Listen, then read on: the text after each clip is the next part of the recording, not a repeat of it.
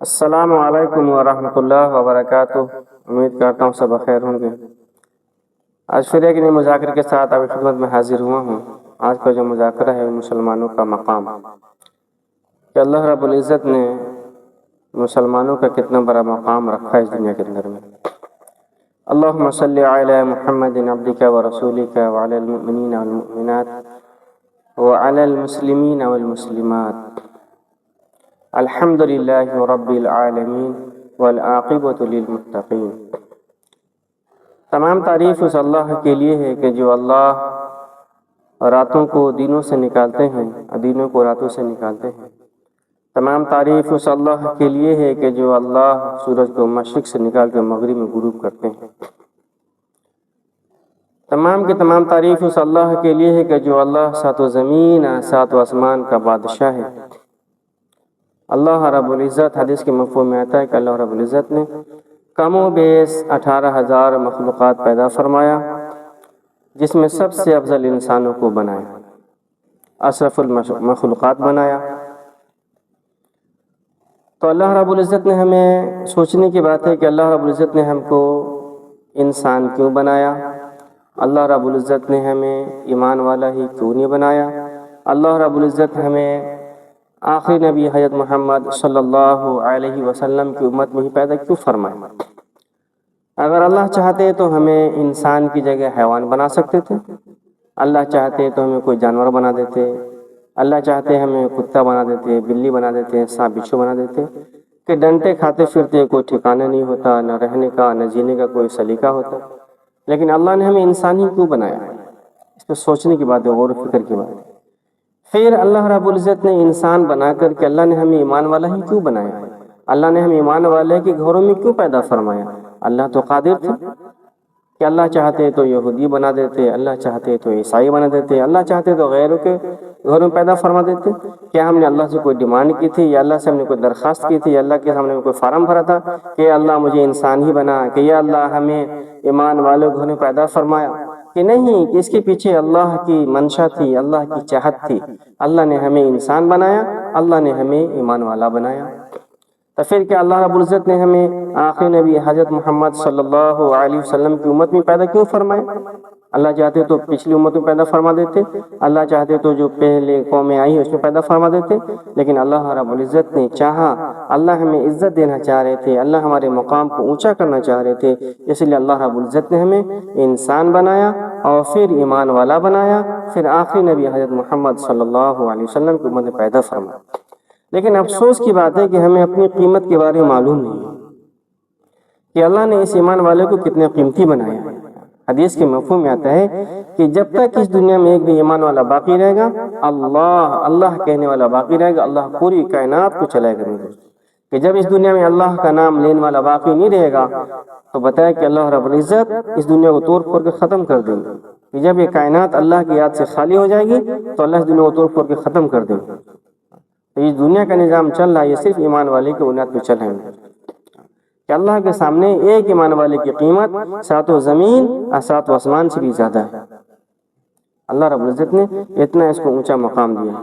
افسوس کی بات ہے کہ اس کو اپنی قیمت کے بارے میں معلوم نہیں، اور دوسری افسوس کی بات یہ ہے کہ انسان اپنی موت کو بھول گیا، کہ اس کو موت بھی آنی ہے، ایک دن قبر میں جانا ہے، اللہ کی بارگاہ میں پیش ہونا ہے، اس کو بھی بھول گیا انسان۔ اگر یہ اپنی موت کو یاد کرے تو پھر یہ آزاد ہو کے اپنی زندگی نہ گزارے، بلکہ اللہ کی جو منشا، جو اللہ کی چاہت ہے اس کے مطابق اپنی زندگی گزارے۔ لیکن افسوس ہے ہماری زندگی کے اوپر کہ اپنی زندگی ہم مرضی سے گزار رہے ہیں، کیونکہ ہم موت کو بھول گئے کہ موت بھی آنی ہے، قبر میں جانا ہے، کہ آگے حشر کے میدان اللہ کی بارگاہ میں پیش ہونا ہے، اس ساری چیزوں کو بھول گئے۔ تو یاد رکھیں کہ موت آنی ہے اور قبر میں جانا ہے اور اللہ کی بارگاہ میں پیش ہونا ہے، حاضر ہونے میں دوستوں۔ کہ اس دنیا میں قارون بتایا کہ اتنے بڑے خزانے کا مالک تھا، بتایا کہ اس کے خزانے کی چابی خچروں جو ہوتے ہیں گھوڑے کے سیب سے اس کے اوپر چلتی تھی، اور اس کے خزانے کی چابی کو اٹھانے کے لیے پہلوان ہوتے تھے۔ اتنے بڑے خزانے کا مالک تھا کہ جب اس کو موت آئی تو اس کی موت نے اس کو اس عذاب سے، اس مصیبت سے، اس موت سے، اس کے خزانے نے اس کو نہیں بچا سکا۔ کہ فرعون جو اپنے آپ کو خدائی کا دعویٰ کرتا تھا کہ میں ہی خدا ہوں، کہ میرے آگے سجدہ کرو، کہ مجھ سے ہی مانگو، کہ میں ہی سب کچھ دوں گا، کہ وہ فرعون کا جب موت آیا تو اس کی بادشاہت نے اس فرعون کو نہیں بچا سکا اس کی بادشاہت سے۔ کہ نمرود جو پوری دنیا کا بادشاہ تھا اور اپنے آپ کو خدائی کا دعویٰ کرتا تھا، اور حتیٰ کہ یہ بھی کہتا تھا کہ میں جس کو چاہتا ہوں کہ موت دیتا ہوں اور جس کو میں چاہتا ہوں زندگی دیتا ہوں۔ ایک مرتبہ کا واقعہ ہے کہ یہ جو اس کی جیل میں قید تھا 2 آدمی کہ جس کے متعلق حکم ہو گیا تھا کہ اس کو موت ہوئے گی، اور پھر ایک کے حکم مطابق بعد اس کو چھٹکارا ملے گا، تو اس نے کیا کیا کہ جس کو چھوڑنے کا حکم تھا اس کو موت دے دیا، آج جس کو موت کا حکم تھا اس کو چھوڑ دیا، اور پھر یہ کہنے لگا نمرود کہ دیکھو میں جس کو چاہتا ہوں موت دیتا ہوں اور میں جس کو چاہتا ہوں زندگی دیتا ہوں۔ تو جب اسے پھر نمرود کے موت کا وقت آیا، جب اس کو اللہ رب العزت نے ذلیل کرنے کا ارادہ کیا، تو اللہ رب العزت نے پوری دنیا کے بادشاہ کو ذلیل کرنے کے لیے اور اس کو ختم کرنے کے لیے کوئی بہت بڑا لشکر نہیں بھیجا، بلکہ ایک مچھر کو بھیجا۔ ایک مچھر اس کی ناک کے ذریعے سے اس کے سر پر جا کر بیٹھا، جب اس کے سر پر جا کر ڈنک مارتا تھا، جب اس کے سر کے اوپر جوتا لگتا تھا تو اس کو سکون محسوس ہوتا تھا، تو اللہ رب العزت نے اس کو عزت کے نقشے میں رکھ کر کے اور جوتا کھلا کھلا کر کے اللہ رب العزت نے اس کو موت دے دیا، تو اس کی بادشاہت نے جو ہے اس کی موت سے، اس ذلت سے اس کو نہیں بچا سکا۔ بتایا کہ عزت کا مالک اور ذلت کا مالک کون ہے؟ کہ وہ اللہ ہے دوستو، اور اللہ رب العزت جو ہے وہ ایمان والے کی لیے ہے عزت۔ بتایا حدیث کے مفہوم میں آتا ہے کہ عزت جو ہے اللہ کے رسول کے لیے ہے، اور بتایا کہ مومنین کے لیے۔ تو اللہ رب العزت نے جو ہم کو پیدا فرمایا، بتایا کہ بڑا قیمتی سرمایہ ایمان دیا، کہ بڑا قیمتی سرمایہ دین دیا، اور اس سے بھی قیمتی سرمایہ کے آخری نبی حضرت محمد صلی اللہ علیہ وسلم جیسے نبی ہمیں عطا فرمایا۔ ایک حدیث کا مفہوم ہے جس کو طبرانی شریف نے نقل کیا ہے کہ اللہ کے نبی صلی اللہ علیہ وسلم، جس کا مفہوم ہے کہ اللہ کے نبی صلی اللہ علیہ وسلم نے ایک مرتبہ خانہ کعبہ کو دیکھا تو تعجب سے ارشاد فرمایا کہ لا الہ الا اللہ، یہ کعبہ کہ تو کس قدر باعزت ہے، تو کس قدر تیری خوشبو کتنی عمدہ ہے، اور تو کتنا قابل احترام ہے۔ تو اسی طریقے سے فرمایا کہ اسی طریقے سے اللہ رب العزت نے ایمان والے کو بھی قابل احترام بنایا ہے، اسی طریقے سے ایمان والے کے خون کو، اس کی عزت کو بھی قابل احترام بنایا ہے، اور اسی بات کے لیے اللہ رب العزت نے اس بات کو حرام فرما دیا ہے کہ ہم کسی مسلمان کے بارے میں تھوڑا بھی ذرا بھی بدگمانی کریں۔ تو اللہ کے نبی صلی اللہ علیہ وسلم نے ارشاد فرمایا، اس کا مفہوم ہے کہ خانہ کعبہ سے بھی زیادہ جو ہے وہ عزت اور احترام ایمان والوں کا ہے۔ لیکن آج ہماری نظر کے سامنے آج کسی ایک دوسرے سے بات کرتے بھی ڈر لگتا ہے، جب کسی سے بات شروع کرو دوسرے کی بات شروع ہو جاتی ہے، دوسرے کی بات شروع ہو جاتی ہے کہ یہ بات تو جو اس کے اندر موجود ہے۔ ایک مرتبہ اللہ کے نبی صلی اللہ علیہ وسلم سے کسی نے سوال کیا کہ نبی صلی اللہ علیہ وسلم کہ غیبت کیا ہے؟ بتا کہ پیٹھ پیچھے کسی کی بات کرنا غیبت ہے۔ بتا کہ اگر یہ بات اس کے اندر موجود ہو، اگر یہ بات اس کے اندر موجود ہو، بتا کہ یہ بات جب اس کے اندر موجود ہے کہ یہی تو غیبت ہے۔ اگر یہ بات اس کے اندر موجود نہیں ہے پھر تو اس کے اوپر تہمت اور الزام ہے۔ تو آج جب بھی کہیں بات شروع ہوتی ہے ایک دوسرے کی برائی، ایک دوسرے کی غیبت، ایک دوسرے کی چغلخوری، یہ تیری میری، تو یاد رکھیں کہ اللہ کے سامنے ایک ایمان والا 7 زمین اور 7 آسمان سے بھی زیادہ قیمتی ہے۔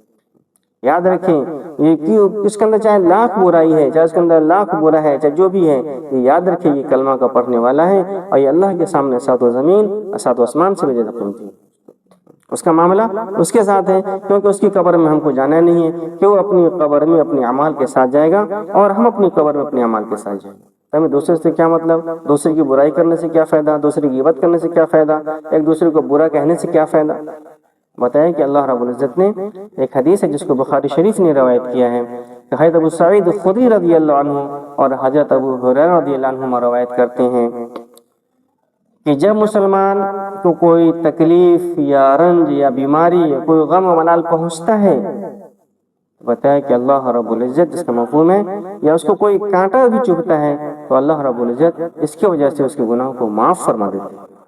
بتایا کہ ایک کانٹا کے چبھنے کی وجہ سے، اس کو کوئی تکلیف پہنچتی ہے اس کی وجہ سے، یا اس کو کوئی بخار لگ جائے یا اس پر کوئی غم لاحق ہو جائے، بتایا اس کی وجہ سے بھی اللہ رب العزت ایمان والے کے گناہوں کو معاف فرما دیتے ہیں۔ اللہ کے سامنے ایمان والے کی کتنی قدر و قیمت ہے.